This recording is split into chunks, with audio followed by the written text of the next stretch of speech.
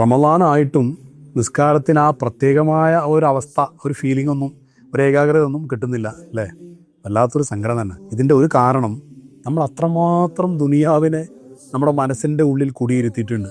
കുറച്ചൊന്ന് സൈഡാക്കി ഒന്ന് മാറ്റി നിർത്താൻ പറ്റുമെങ്കിൽ വലിയ മാറ്റം ഉണ്ടാവും. ദുനിയാവിനെ ഒന്ന് പടിക്ക് പുറത്തി, ദുനിയാവിനെ ഒഴിവാക്കണം എന്നല്ല, തീർച്ചയായിട്ടും ജീവിക്കാൻ വീടും സമ്പത്തും കാറും ജോലിയും എല്ലാം നമുക്ക് ആവശ്യമാണ്. പക്ഷേ ഒന്ന് അപ്പുറത്തേക്ക് മാറ്റി നിർത്തി ഇതൊക്കെ തന്ന, നമുക്ക് ഈ കാറും വീടൊക്കെ തന്നൊരു പടച്ചവനുണ്ടല്ലോ, ആ പടച്ചവനിലേക്ക് യഥാർത്ഥത്തിൽ തിരിയലാണ് റമളാൻ. പട്ടിണി കിടക്കുക എന്നത് മാത്രമല്ല.